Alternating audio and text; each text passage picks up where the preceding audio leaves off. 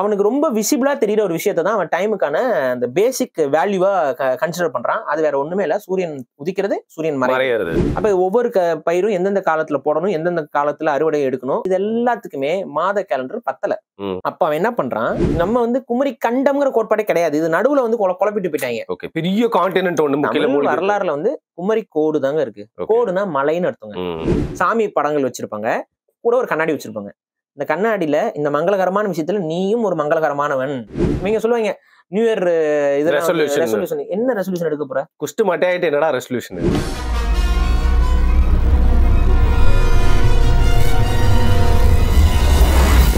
வருண் டாக்ஸ்ல நம்ம சேனல்ல வந்து ரெகுலர் கெஸ்ட் பாரிசாலன் அவர்களோட இந்த கேலண்டர் இயர்ல பண்ண போட கடைசி வீடியோ. இதோட அடுத்த வருஷம் தான் வந்து பண்ணுவோம். வணக்கம் பாரிசாலன் அவர்களே. வணக்கம். 2024 வந்து நம்மளோட அந்த யூடியூப் அனாலிட்டிக்ஸ் காட்டுச்சு நம்ம எத்தனை வீடியோ பண்ணிருக்கோம், என்னென்ன டாபிக்ஸ்லாம் வந்து கவர் பண்ணிருக்கோம் அப்படின்னு சொல்லிட்டு அப்படியே எங்கெங்கெல்லாம் போயிட்டு வந்திருக்கோம். ஸோ எனக்கு என்னன்னா ரொம்ப கேலண்டர் வீடியோஸ்ன்னு சொல்லுவாங்க தலைவா.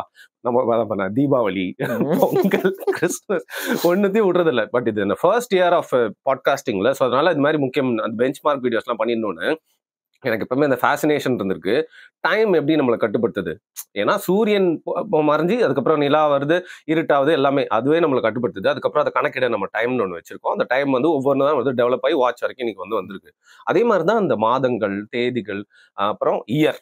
ஸோ இயர் வந்து ஒரு கல்ச்சர்லயும் ஒரு மாதிரி இருந்திருக்கு. பட் நம்ம இன்னைக்கு எல்லாருமே பெரும்பான்மையான நாடுகள் ஃபாலோ பண்றது அப்படிங்கிறது இந்த ஆங்கில புத்தாண்டு தான். சைனாக்கு வந்து பாத்தீங்கன்னா அவங்களுக்கு ஒரு ஆண்டுன்னு சொல்லுவாங்க. ஏன் நம்ம நார்த் கொரியா கிம் ஜாங் நான் சொல்றதாண்டா டைம், நான் சொல்றதுதான் வந்து இயர் அப்படின்னு சொல்லிட்டு அவர் வேற ஏதோ ஒரு இயர்ல இருக்காங்க. அவங்க கொரியன் இதுல அவங்க ஃபாலோ இருக்காங்க. சரி, அங்க இருக்கிற மக்களுக்கு இஃப்டால் அவங்க சொல்றது உண்மையா இருந்தா மீடியா வெளிச்சமே இருக்காது இல்லையா, அவங்களுக்கு எதுவுமே தெரியவே தெரியாது. அவங்கள பொறுத்தவரைக்கும் 2024 கூட நிறைய பேருக்கு தெரியாம இருக்கலாம். நான் சொல்றேன் அப்படிதான் இருக்கும்னு சொல்ல. ஸோ நம்ம எல்லாரையும் இந்த இயர்க்குள்ள எப்படி வந்தோம், இந்த English kind of western kind of இயர்க்குள்ள எப்போ வந்தோம், அதுக்கு முன்னாடி அது வரைக்கும் நம்மளோட காலம் நிர்ணயம் வந்து இயர் அதெல்லாம் நம்ம ஃபாலோ பண்ணிட்டு இருந்தோம். The concept of new year please explain. இது வந்து கிரிகோரியன் கேலண்டர் தான் அடிப்படை. அவர் வந்து ஒரு கேலண்டர் உருவாக்குறாரு. அந்த கேலண்டர் வந்து அவருடைய ஊருக்கு தகுந்த மாதிரி தான் அவர் உருவாக்குறாரு. அங்க அவங்க இருக்க ஆக்சுவலா கேலண்டர்னா என்னன்னு முதல்ல சரி, அதாவது காலத்தை தெரிவிக்கக்கூடிய வார்த்தை, அதாவது காலம் தெரி அப்படிங்கிற அந்த வார்த்தை தான் கேலண்டராக மருவி இருக்குங்கிறது சொல்ற ஒரு கருத்து. இது மாதிரிலாம் நான் வேர்ட் ரூட் சொல்லலாம் என் ஃப்ரெண்ட்ஸ் எல்லாம் என்ன கலாய்க்கிறாங்க. நம்ம இதுக்கு முன்னாடி கூட நான் ஏதோ ஒரு போயிட்டு சொன்னேன், ஆக்சுவலா ஆராய்ஞ்சு பார்க்க மாட்டாங்க. எத்திமாலஜின்னு ஒரு இதே இருக்கு, ஸ்டடியே இருக்கு. அந்த எத்திமாலஜி சைட்ல போய் பாத்தீங்கன்னா அதிகமா என்ன பண்றாங்கன்னு பாத்தீங்கன்னா லாட்டின் அண்ட் கிரீக்கோடய போயிட்டு அசோசியேட் பண்ணிடுவாங்க, கம்பைன் பண்ணிடுறாங்க. ஆனா அங்க தமிழ் அப்படிங்கிற ஒரு மொழி, மூத்த மொழி இருக்கு. அந்த ரூட் வேர்ட்ஸ் நிறைய நம்ம கிட்ட இருந்து போயிருக்குங்கிறத நிறைய பேர் எடுத்து பேசுறது இல்லை. ஏன்னா தமிழர்களுக்கு தான் வந்து வேர்ச்சொல் ஆய்வுனாவே என்னன்னே நிறைய பேருக்கு தெரியாம இருக்குல்ல. பாவாணர்லாம் அதுல கிங்கு, சரிங்களா? அவர் வேர்ச்சொல் ஆய்வுனா பாவாணர் வந்து அவர் மரபு மாதிரி. அது போக தமிழ்நாட்டுல இருக்கக்கூடிய பல வேர்ச்சொல் ஆய்வாளர்கள் நீங்க சொல்லிட்டு அப்புறம் மாசவிக்டர்லாம் வந்து ஒரு வேர்ச்சொல் ஆய்வாளர் தான். ஓகே. ஸோ அந்த தமிழ் மொழியில இருக்கக்கூடிய ஒவ்வொரு சொல்லும் அது ஒரு வரலாறையும், ஏன்னா நம்ம மொழியில தான் வந்து அனைத்து சொல்லும் பொருள் குறித்தனவேங்கிறது இலக்கணமே. அப்ப ஒரு விஷயத்துக்கு நீங்க ஒரு வைக்கிறீங்க அப்படின்னா, ஒரு பேர் வைக்கிறீங்க அப்படின்னா அதுக்கு வந்து அது ஒரு பரிணாமம் இருக்கும். அந்த வார்த்தைக்கு ஒரு சும்மா எதர்ச்சியா அவர் சொல்லிட்டாப்ல அப்படின்லாம் இல்ல, சும்மா இதுக்கு இப்படி பேர் வச்சுட்டாரு அப்படின்னா இல்ல. நாற்காலின்னு பேர் வைக்கிறோம், அதுக்கு ஏன் பேர் 4 கால் இருக்குனால. முக்காலி அப்படின்னா 3 கால் இருக்கு. அப்ப இந்த மாதிரி ஒரு சென்ஸ் இருக்கும் அந்த வார்த்தைக்கு பின்னாடி. இப்ப நீங்க வந்து இங்கிலீஷ்ல சேர் அப்படின்னா அதுக்கு என்ன பொருள் தெரியல, அவங்களதான் கேட்கணும். ஏன்னா அது அங்க இருந்து அவங்க எடுத்திருக்க மாட்டாங்க, வேற ஏதாவது ஒரு மொழியில இருந்து அவங்க கடன் வாங்கியிருப்பாங்க. மேபி அந்த மொழியில அதுக்கு ஒரு மீனிங் இருந்திருக்கலாம். ஓகே. அப்ப ஃபார் எக்ஸாம்பிள் கேட்டமரான் மாதிரி, ஆனா நம்மளுக்கு கட்டி வச்ச மரம்ன்றது கட்டுமரம்ங்கிறது நம்ம மரங்களை வைத்து ஒன்றாக கட்டுவதால் கட்டுமரம். அந்த கட்டுமரத்தை அவன் கேட்டமரான்னு சொல்லி அவன் இது பண்ணிட்டு இருக்கான். இப்ப இதுல இன்னொன்னு என்னன்னா, சலைவான்னு ஒரு வார்த்தை இருக்கு. இப்ப சலைவாக்கு நீங்க உமிழ்நீர் நம்ம சொல்றோம், அதெல்லாம் நீங்க தமிழாக்கம் பண்றாங்க. சலைவாங்கிறதே தமிழ் வார்த்தை. சீரியஸா அது கொஞ்சம் மருவி இருக்கு. என்னன்னா சலுவா நம்ம சொல்லுவோம் பாத்தீங்களா, காலங்காத்தால சலுவா உலக விட்டு எந்திரிக்கிறான் பாரு அப்படின்னு. ஏதோ ஒரு ஊர் பக்கம் சொல்லுவாங்களோ, எங்க இதுல திண்டுக்கல் பக்கம்னா சலுவான்னு சொல்லுவாங்க. இந்த காலையில நீங்க தூங்கி எந்திரிக்கும் போது வாயில எல்லாம் ஒதுக்கிச்சா சலுவா உலக விட்டு எந்திரிக்கிறான் அப்படின்னு. இந்த சலுவாய் அப்படிங்கிறது வந்து என்ன அப்படின்னா, சல் அப்படின்னா நீர்னு அர்த்தம், வாய்னா வாய். அந்த நீர் இருக்குல்ல, அந்த வாய் அப்புறம் வாயில இருந்து வரக்கூடிய நீர் அப்படிங்கிறது சலுவாய். இந்த சலுவாய் தான் சலைவாவே மாறி இருக்கு. இது எனக்கு ஓப்பனா நான் சொல்றேன், இதை நான் தான் கண்டுபிடிச்சேன். சீரியஸ்லி நான் அன்னைக்கு எதர்ச்சியா வந்துட்டு எங்க ஊர் வழக்குல இந்த சலுவாங்கிறது சொல்றது இருக்கு. யோசிச்சு பார்த்தேன், சலுவாய்ங்கிறதான் சலைவாவா மாறி இருக்கு அப்படின்னு. மேபி முன்னாடி யாராவது சொல்லியிருக்கலாம். பட் எனக்கு இது நானா இன்ட்யூஷன்ல பார்க்கும்பொழுது ஆமா. ஆனா நீங்க எத்திமாலஜில எடுத்து பாருங்க, சலைவாங்கிறதுக்கு அவன் எங்கேயாவது லாட்டின்ல போய் எங்கேயாவது தொட்டு வச்சிருப்பான். ஓகே. ஆனா நம்ம தமிழ்ல பயன்பாட்டில் இருக்கக்கூடிய வார்த்தைகள் நிறைய இந்த மாதிரி கடன் வாங்கப்பட்டு எடுத்துக்கொள்ளப்பட்டது இருக்கு. ஓகே. பின்னுதல் அப்படிங்கிறோம், இன்னைக்கு ஸ்பின் அப்படிங்கிறோம். பின்னுதல்ங்கிற வார்த்தையில இருந்து ஸ்பின்னுங்கிறது வருது. அது மாதிரி எஸ்ல ஆரம்பிக்கக்கூடிய பல வார்த்தைகள் வந்து பொட்டு அப்படிங்கிறோம், ஸ்பாட். ஓகே. இந்த மாதிரி அந்த எஸ்ல ஆரம்பிக்கக்கூடிய, ஏன்னா எஸ் சைலண்ட்ங்கிற ஒரு கான்செப்ட்ல இருக்குல்ல, அந்த எஸ்ல ஆரம்பிக்கக்கூடிய பல ஆங்கில வார்த்தைகளே வந்து தமிழோடைய வேர் சொல்ல இருந்து எடுத்துட்டு போனதாக நிறைய இருக்கு. ஏன்னா தமிழ் ஒரு மூல மொழி, ஒரு தாய்மொழி, ஒரு மொழிகளுக்கெல்லாம் தாய் நம்ம சும்மா சொல்லல. இந்த மாதிரியான இந்த சொல்லாய்வின் அடிப்படையில தான் சொல்றேன். சோ இதுல ஒரு சின்ன ஒரு விளக்கம் கொடுத்துறேன். அரசேந்திரன் சொல்லக்கூடிய ஒரு ஆய்வாளர் இருக்காங்க, அவருடைய நூல்கள், அவரும் சொல்லாய்வு சார்ந்தவர். அவர் கல் அப்படிங்கிற ஒரு இதுக்கே வந்துட்டு ஒரு வால்யூம் போட்டிருக்காரு. கல் அப்படிங்கிற அவ்வளவு மீனிங் இருக்கு அதுக்கு. அந்த ரூட்ல இருந்து என்னென்ன வார்த்தைகள் எப்படிலாம் பொண்ணு. அதே மாதிரி புல் அப்படிங்கிறதுக்கு வந்துட்டு அது ஒரு வேர் சொல்லு. அந்த வேர்ல இருந்து எத்தனை வார்த்தைகள் உருவாயிருக்கு, எந்தெந்த மொழியில எல்லாம் இருக்குங்கிறது அதுக்கு ஒரு வால்யூம் புக். எனக்கு தெரிஞ்சு கல் புல்லுன்னு போட்டாரு. அதுக்கப்புறம் ஏதோ ஒன்று எழுதிட்டு இருக்கேன்னு சொல்லிட்டு இருந்தாரு. எழுதிட்டு வெளியாயிருக்கான்னு தெரியல. சோ அவர் அந்த மாதிரி எத்திமாலஜினா என்னங்கிறத நீங்க தெரிஞ்சுக்கணும். சோ அதுல அவருடைய ஆய்வுல இருந்து நான் ஒரு சிலது சொல்றேன். இப்ப நம்ம என்ன சொல்றோம்னா, நம்ம கல்வி அப்படிங்கிறோம்.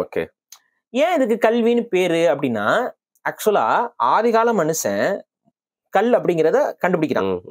இந்த கல்லுங்கிறது ஸ்டோன். நம்ம ஸ்டோன்ங்கிறது அந்த மூல சொல்லு. இந்த மூல சொல்ல எப்பவுமே சின்னதா தான் இருக்கும், ரொம்ப பெருசாலாம் காம்ப்ளிகேட்டடாலாம் இருக்காது. ஏன்னா அதான ஆரிஜின். சோ அந்த மூல சொல்ல அப்படிதான் ஷார்ட் ஃபார்ம்ல இருக்கும். அதுல இருந்து அடுத்த வார்த்தைகள் வந்து மருவி வரும். சோ இந்த கல்லுங்கிறது ஸ்டோன். ஆதிகால மனிதன் இந்த கல்லை பயன்படுத்தி தான் நெருப்பை உருவாக்க கத்துக்கிறான்.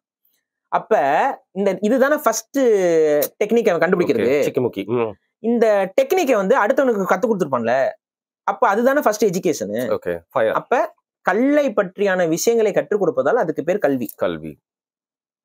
அதை வச்சு நம்ம இதுல டூல்ஸ்லாம் கூட பண்ணிருப்போம்ல. அதுதான் அந்த கல்லை வந்து எப்படி நம்ம பயன்படுத்திக்கிறதுன்னு கத்து கொடுக்கறதுக்கு தான் கல்வி. சோ இந்த ஃபர்ஸ்ட் எஜுகேஷன்ங்கிறதே அந்த கல்லுங்கிற அந்த வேர் சொல்ல இருந்தா கல்விங்கன்னே நமக்கு வருது. அதுக்கு அடுத்து நீங்க பாத்தீங்கன்னா, இந்த கல் வந்து இமோஷனா இருக்கக்கூடிய ஒரு பொருள். கல்லு அது நகர்ந்து போகாது. அப்ப நம்ம நகர்ந்து போறதுக்கு பயன்படுத்தக்கூடியது வந்து நம்ம கால்னு சொல்றோம். இங்க தமிழ் எழுத்துல நீங்க பாத்தீங்கன்னா, அந்த கல்லு பக்கத்துல ஒரு 2 காலை போட்டு ஆரம்பத்துல வரைஞ்சான். 2 காலு, நம்ம மனுஷனுக்கு 2 கால் இருக்குல்ல, போட்டான். அப்ப என்ன ஆகுது, கல் வந்து கால் ஆகுதா? சோ காலுக்கு கால்னே பேரு, துணைக்கால். இப்படிதான் லாங்குவேஜுக்கு பின்னாடி எப்படி அதை நம்ம முன்னோர்கள் உருவாக்கி அத நிறைய வார்த்தைகளுக்கு அந்த ஒரு மீனிங்கோட ரிலேட் பண்ணி உருவாக்கி இருக்காங்கிறது அதான் வேர்ச்சொல்லுடைய இது. அந்த அடிப்படையில நீங்க ஆய்வு செஞ்சு பாத்தீங்கன்னா, காலந்தெரி அப்படிங்கிறது தான் காலத்தை தெரிவிக்கக்கூடிய கருவிதான் கேலண்டர் அப்படின்னு சொல்லி மாறி இருக்கு. அதனாலதான் இந்த காமன்னஸ், அந்த ஒன்னஸ்ங்கிறது அதுல இருக்கு. சரி, காலம்ங்கிறதுக்கும் கேலண்டர்ங்கிறதுக்கும் அந்த வார்த்தைகள்லாம் ஏன் ஒரே மாதிரி இருக்குன்னா, காரணம் என்னன்னா ஒரு வார்த்தையில இருந்து அதெல்லாம் பிரிஞ்சு போனதுனாலதான் ஒரே மாதிரி இருக்கு. எல்லா மனிதர்களும் ஒரே மாதிரி வார்த்தையை வச்சு ஒரு விஷயத்த சொல்றல, ஒரே மொழியில இருந்து போனதுதான். இதை வந்து நம்ம எல்லாரும் ஏத்துக்கிறது தான். இப்ப பைபிள்ல இருக்கக்கூடியலாம் வந்து அந்த பெருசா அந்த டவர் எல்லாம் கட்டுவாங்கல்ல, அப்ப ஒரு கதை இருக்குல்ல, எல்லா மனிதர்களும் ஒரே மொழி பேசினாங்க, அதனால வந்து வானவர்களையும் மிஞ்சி விடுவார்கள்ங்கிறனால பல முறைகள் உருவாக்கப்பட்டுச்சு அப்படின்லாம் சொல்லுவாங்கல்ல. சோ இதுக்கு பொருள் அதுதான். அது கடவுள் உருவாக்குனாரு நான் சொல்லல, அது இயற்கையா நடந்தது, அது அவங்க இப்படி மீன் பண்றாங்க. அப்ப இந்த விஷயங்கள் வந்து மொழி என்பது அப்படி திரிஞ்சாடுதான் அந்த ஒரு இடத்தை கொண்டு வந்து அடையுது. சரி, இந்த காலத்தை தெரிவிக்கக்கூடியது ஏன், எதனால காலத்தை தெரிஞ்சு பர்பஸ் அப்படின்னு நம்ம பாக்குறோம். இப்ப ஒரு மனிதனுடைய சாமானிய வேலைக்கு காலம் என்பது பெரிய அளவுக்கு அவனுக்கு தேவைப்படாதுங்கிற மாதிரி தான் இருக்கும். சோம்பேறிக்கு தேவைப்படாது. நீங்க எந்திரிக்கிறீங்க, சாப்பிடுறீங்க, தூங்குறீங்க அப்படிங்கும்போது ஒன்றும் பிரச்சனை இல்லை. ஆனா அந்த சாப்பாட்டை நீங்க தேடுறீங்க அப்படின்னா அதுக்கு ஒரு டைமிங் இருக்கு. நிச்சயமா. இப்ப மான்லாம் வந்து பாத்தீங்கன்னா இந்த ஈகோ சிஸ்டத்துல ஒரு குறிப்பிட்ட டைமுக்கு தான் ஒரு குறிப்பிட்ட இடத்துக்கு வரும் அப்படின்னா, அந்த குறிப்பிட்ட டைமையும் குறிப்பிட்ட இடத்தையும் நீங்க எதை வச்சு கணிப்பீங்க? பை ஃப்ளூக்ல உங்களால கணிக்க முடியாது. இப்ப நீங்க ஒரு கைதி எடுத்துக்கொண்டு போய் 4 சுவத்துக்குள்ள சூரியனோட வெளிச்சமோ இருளோ எதுவுமே இல்லாத ஒரு இடத்துல கொண்டு வந்து சுத்தி வெளியில என்ன நடக்குதுன்னு தெரியாம ஒரு சிச்சுவேஷன் இருக்குன்னா, கண்டிப்பா டைமில் அவனுக்கு தெரியாது, கான்செப்டே இருக்காது. எத்தனை நாள் நம்ம உள்ள இருக்கிறோம், எத்தனை நாள் ஆச்சு, எவ்வளவு நாள் ஆச்சுங்கிற அந்த கணக்கே அவனால கால்குலேட்டே பண்ண முடியாது. சூரியனும் இதுவும் சந்திரனையும் பார்த்துட்டு இருந்தா மேபி அவனால இன்னைக்கு ஒரு நாள், இது ஒரு நாள் ஆயிடுச்சு தெரியும். இப்போ ஒண்ணும் இல்ல, நீங்க ரூம்லயே இருக்கீங்க, வெளியில எதுவுமே இல்ல, எல்லாம் அடைச்சு வச்சிருக்கீங்க, உங்களுக்கு டைமே தெரியாது. இந்த ஸ்டூடியோல நம்ம எத்தனை நாள் அது மாதிரி ஆயிருக்குல்ல, நம்ம பேசிட்டே இருப்போம், டைம் பாட்டு ஓடி போயிடும். வெளில போனா என்ன இருட்டு ஆயிடுச்சு, ஆமா இவ்வளவு நேரம் உள்ளே உட்காந்து பேசியிருந்தா அது மாதிரியா. சோ அந்த சூரியனையும் அந்த அந்த வெளிச்சம் இதெல்லாம் நமக்கு தெரியலைன்னா நம்மளால டைம் வந்து சென்ஸ் பண்ண முடியாது. சோ அப்ப இத சென்ஸ் பண்றணும் அப்படின்னா, இது சூழல்னு ஒவ்வொரு காலமும் மாறுது. ஒரு சில நேரங்கள்ல உலகம் திடீர்னு இருட்டா போயிரும், திடீர்னு வந்து வெளிச்சம் இருக்காது, இப்போ மேகமூட்டமா இருக்கும், மழை பெய்யும். இந்த காலகட்டங்கள் எல்லாத்தையும் அவன் எப்ப மழை பெய்யும், எந்த சீசன்ல வந்து ரெயின் வரும், எந்த சீசன்ல காத்தடிக்குது, புயல் அடிக்குது, ரிப்பீட்டடா வந்துகிட்டே இருக்குது ஒவ்வொரு டைம்ல. அதை சென்ஸ் பண்ணி நம்ம பாதுகாத்துக்கணும். ஒரு ஒரு ஹெர்ட் வந்து ஒரு இந்த இடத்துல தான் மேய வரும், இந்த நாள்ல இந்த இடத்துல தண்ணி குடிக்க வரும், இந்த நேரத்துல தண்ணி குடிக்க வரும். இது எதையுமே கால்குலேட் பண்றதுக்கு அவனுக்கு அந்த டைம்ங்கிற சென்ஸ் வந்து அவனுக்கு தேவைப்பட்டுச்சு. அந்த சென்ஸ் அவன் உருவாக்கிக்க ஆரம்பிச்சான். அந்த சென்ஸோடைய ஃபர்ஸ்ட் பேசிக்கான ஒரு விஷயம் என்னன்னு பாத்தீங்கன்னா, அவனுக்கு ரொம்ப விசிபிளா தெரியுற ஒரு விஷயத்தை தான் அவன் டைமுக்கான அந்த பேசிக் வேல்யூவா கன்சிடர் பண்றான். அது வேற ஒண்ணுமே இல்ல, சூரியன் உதிக்கிறது, சூரியன் மறையுது. சூரியன் உதிக்குது, சூரியன் மறையுது. அது நிலவும் கூட நீங்க அதுக்கு வந்து அக்யூரேட்டா சொல்ல முடியாது. ஏன்னா சில நாள் வரவே வராது, சில நாள் வராது. இப்ப ஆரம்பத்துல சூரியன் வந்து கரெக்டா காலையில வருதுப்பா, அடுத்து சாயந்தரம் அஸ்தமனம் ஆயிருதுப்பா, ஓகே, அப்ப இது வந்து ஒரு டேப்பா, ஒரு நாள். அடுத்த நாள் திரும்ப சூரியன் உதிக்கும் போது அடுத்த நாள் தொடங்குது. சோ இதுதான் நாள் கணக்கு தான் முதல்ல அவனுக்கு வந்து பயன்படுத்தல் இருக்கு. ஆனா இந்த நாள் கணக்கை மட்டும் வச்சு அவனால வந்து இந்த வேட்டை, அதுக்கப்புறம் இந்த பிரீடிங்கு, அந்த இனப்பெருக்கம், இது எல்லாத்தையும் வந்து விவசாயம் அது லேட்டா தான் வருது. அப்ப இதெல்லாம் வந்து அவனால கண்டுபிடிக்க முடியல. அப்ப அவன் ஃபர்ஸ்ட் உருவாக்கிக்கக்கூடிய ஒரு நாள்காட்டி அப்படிங்கிறது, நாள்காட்டினா அந்த பேப்பர்ல இருக்க நாள்காட்டியில அவன் சென்ஸா அதை கிரியேட் பண்ணிக்கிறது என்னன்னு பாத்தீங்கன்னா, சந்திரனை மையமாக கொண்ட ஒரு நாள்காட்டியை தான் அவன் முதல்ல லூனார் கேலண்டர். பேர் தான் லூனார் கேலண்டர். லூனார் கேலண்டர் வந்து மந்த் வைஸ் கரெக்டா 30 நாள் அப்படிங்கறத வந்து அதனால கரெக்டா கால்குலேட் பண்ண முடியும், அக்யூரேட்டா பண்ணிட முடியும். 30 நாள் அப்படின்னா அது ஒரு மாதம் அப்படிங்கிற அந்த ஒரு விஷயத்தை வந்து உருவாக்கிக்கிறது. மதிங்கிறதுல இருந்துதான் மாதம் அப்படிங்கிற அந்த வார்த்தை இதெல்லாமே மருவிதான் வருது. மதினா நிலவு. அதுக்கு ஏன் மதின்னு வருது அப்படின்னு பாத்தீங்கன்னா, அதுக்கு நான் சொல்லியிருக்கேன்ல, நம்மளுடைய மூளையோட அது சம்பந்தப்பட்டது. அதாவது நம்மளோட தாட் ப்ராசஸ் இது எல்லாமே நிலவோட சம்பந்தப்பட்டது. பெரிய நிலவு வரும்போது நம்மளுக்கு ஏன் பௌர்ணமி அன்னைக்கு பைத்தியங்கள் எல்லாம் புடிங்க எல்லாம் சொல்லுவாங்கல்ல, அது ரியாலிட்டி. என் ஃப்ரெண்ட்ஸே நிறைய பேர் பௌர்ணமி அன்னைக்கு யாராவது டிஃப்ரெண்டா பண்ணாங்க நோட் பண்ணி அந்த ஃப்ரெண்ட்ஸ் எல்லாம் கட் பண்ணி விட்டோம். சோ அந்த பௌர்ணமி நிலவு அப்படிங்கிறது அந்த நம்மளுடைய சிந்தனை எல்லாத்தையுமே இது பண்றதுனால அதுக்கு ஒரு மதினே ஒரு பொருள் இருக்குது. அதுல இருந்து கெட்டு போனவன், அதுல இருந்தா மாதம்ங்கிற அந்த வார்த்தைகள் இதெல்லாமே வருது. சோ நிலவை வந்து பயன்படுத்திய ஒரு நாட்காட்டி, அது 30 டேஸ் ஸ்கேல்ல இருக்கும். அது மந்த்லி கேலண்டரா இருக்கும். அதுல வருட கணக்கே வராது. இந்த வருடம் அந்த வருடம்ங்கிற அந்த வருஷ கணக்கே வராது. எப்படி கால்குலேட் பண்ண முடியாது, மாத கணக்கு தான் அப்படியே போயிட்டு இருக்கும். இன்னைக்கும் லூனார் கேலண்டர் நடைமுறையில் இருக்கானா இருக்கு. யாரெல்லாம் நடைமுறைப்படுத்திட்டு இருக்காங்கன்னா இஸ்லாமியர்கள் அதை பின்பற்றுறாங்க. இன்னைக்குமே வந்து பாத்தீங்கன்னா ரம்ஜானை வந்து உங்களுடைய இயர்லி கேலண்டர்ல வச்சு நீங்க ஒரு நாள்ல சொல்ல முடியாது. அவங்க நிலவை பார்த்துட்டு தான் டேட் அனௌன்ஸ் பண்ணுவாங்க. தட் மீன்ஸ் வருடங்கிற கான்செப்ட் அவங்க கிட்ட கிடையாது, வருஷம்ங்கிறது கிடையாது. அந்த வருட நாளுக்குள்ள அதெல்லாம் கட்டமைக்கலாம் அவங்க. சோ மாதத்துல அந்த நிலவு எப்போ வருதோ அந்த டைம்ல வந்து இது பண்ணிடுவாங்க. அதான் அவங்களோட கிளாக். இது வந்து வேட்டை சமூகங்களுக்கு போதும். சரி, இந்த கேலண்டர் வந்து ஒரு வேட்டை சமூகத்திற்கு போதுமான விஷயங்களை கொடுத்துரும். இந்த நேரத்துல வேட்டையாடும், இந்த நாள்ல குட்டி போடும், இந்த நாள்ல இதுன்னா ஒரு மேய்ச்சல் சமூகத்துக்கும் வேட்டை சமூகத்துக்கு இது ஓகேவா போயிடும். ஆனா மனிதனுடைய பரிணாமம் அடுத்த கட்டத்தை நோக்கி நகருது. அந்த பரிணாமத்துல வந்து பாத்தீங்கன்னா விவசாயம்ங்கிற ஒரு விஷயத்த கண்டுபிடிக்கிறான். இயற்கையவே தனக்கு தகுந்தாப்புல, அது வரைக்கும் இயற்கையோட ஒன்றி தாங்க வாழ்றான், ஏதாவது கிடைக்கிறத திண்டுக்கிறான். இயற்கையோட ஒன்றி வாழக்கூடிய வாழ்க்கை அது வந்து இந்த மருதத்திணைங்கிற அந்த திணை உருவாகிறதுக்கு முன்பு வரைக்கும் மனிதன்கிட்ட அப்படியே இருக்குது. பட் மருதத்திணைன்னு வரும் பொழுதுதான் அவன் வந்து அந்த இயற்கையை தனக்கு தன் வசப்படுத்துறான்.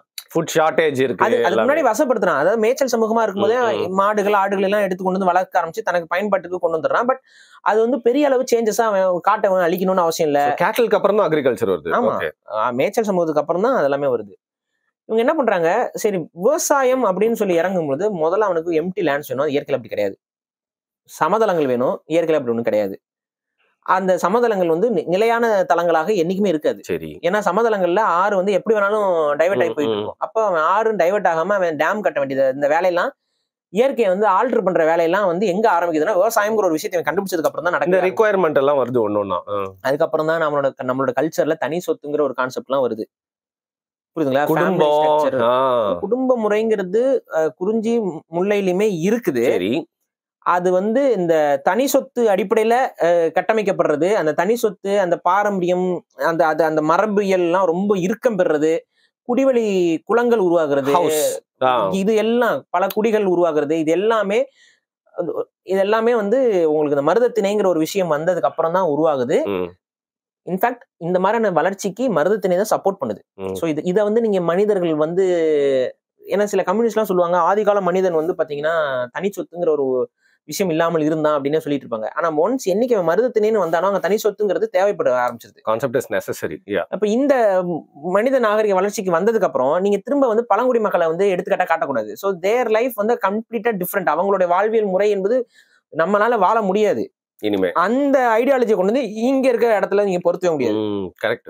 புரியுதுங்களா? பழங்குடி மக்கள்கள் காட்டுக்குள்ள வாழ்றாங்க, கிடைச்சதை எடுத்துட்டு வாழ்றாங்க, அவங்க கிட்ட தனி சொத்துங்கிற கான்செப்ட்ல பகிர்ந்துண்டு வாழ்றாங்கன்னா நல்லதுதான், ஓகே. அவங்களுக்கு அது ஓகே. அது வந்து ஏன்னா அவங்களுக்கு ஏதாவது ஒரு ஷார்டேஜ் வரும்போது அவங்க கண்டிப்பா எல்லாமே ப்ராப்ளம்குள்ள வருவாங்க. அவங்க வேற இடத்துக்கு நகர்ந்து போக வேண்டியது வரும். அந்த இடத்துல யாரும் இல்லைங்கும் போது பிரச்சனை கிடையாது. ஆனா இன்னைக்கு ஹியூமன் பாப்புலேஷன் அதிகரிச்சிருச்சு. நகர்ந்துலாம் போனா எட்டி வாயிலே மிதிப்பான். கரெக்டா? எல்லாருக்கும் பிரச்சனை. அதனால இந்த தனி சொத்து இல்லைங்கிற சொல்லக்கூடிய சமூகங்களோட நிலைமை இன்னைக்கு என்னன்னு பாருங்க. இன்னைக்கு இருக்கக்கூடிய நீங்க நிறைய ட்ரைபல் பீப்புள்ஸ் வந்து இங்க நம்ம குறவர்களை சொல்லலாமா? தமிழ் குறவர்கள் எல்லாம் மாறிட்டாங்க. இன்னைக்கு நீங்க வந்து நீங்க நரிக்குறவர்கள் என்று சொல்லக்கூடிய அந்த நக்காலேங்கிற சொல்லிய சமூகம் வடக்குல இருந்து வந்தவங்க, அவங்களுடைய லைஃப்லாம் வந்து பாருங்க தனி சொத்து இல்லைங்கிறதுனாலதான் அவங்களுடைய பிரச்சனையாக இருக்குது. நகர்ந்துட்டே இருக்கும்போது அவங்களால நிலையான வாழ்க்கையை இது பண்ண முடியல. அது ஒரு எஜுகேஷன் இதுல இருந்து எல்லாமே அவங்களுக்கு பாதிப்புக்குள்ளாகிற இடமாக அது மாறி போயிடுது. சரியான தொழில ஒரு இடத்துல இருந்து பண்ணாதான் அந்த இடத்துல பிசினஸ் இதெல்லாம். சோ இதெல்லாம் இல்லாம என்ன அந்த மனித இனம் பரிணமிச்சு வந்துட்டு இருக்குது. அதுல ஒரு எண்டா அது ஒத்து வராதுன்னு சொல்லி விடப்பட்ட அந்த கான்செப்ட்ஸ் வந்து அந்த சிச்சுவேஷனுக்கு கரெக்டா பொருந்தி இருக்கலாம். சரி, அன்றைய சூழலுக்கு அது பொருந்தி இருக்கும். அதை விடாப்படி இழுத்துட்டு வரணும்னு அவசியம் இல்லை. புரியுதுங்களா? அந்த சூழலுக்கு அது பொருந்துச்சு. இன்னைக்கு சூழலே மாறிடுச்சு, உலக சூழலும் மாறிடுச்சு. அப்ப அதுக்கு தகுந்த மாதிரி நம்மள தகவமைத்துக் கொள்ளணுங்கிறது ஒரு விஷயம் இருக்கு. சோ மருதத்திணைக்கு நம்ம மாறிட்டோம். இன்னும் மருதத்திணையில தான் நம்ம இருக்கோம். மருதத்திணைக்கு அடுத்து ஒரு திணைன்னு இன்னும் வரல. மேபி ஏதாவது ஸ்பேஸ்ல எல்லாம் போயிட்டு எலான் மஸ்க் ஒரு புண்ணியத்துல போகும்போது மேபி அந்த பழங்குடி வாழ்வியல் முறை தேவைப்படலாம். ஏன்னா அங்கெல்லாம் நமக்கு எல்லாமே ஒவ்வொரு இதுல இருந்து தாவி தாவி போயிட்டு வாழலாம்ல. சோ அது மாதிரி ஏதாவது ஒண்ணு வந்துச்சுன்னா மேபி அந்த கல்ச்சர் தேவைப்படலாம்.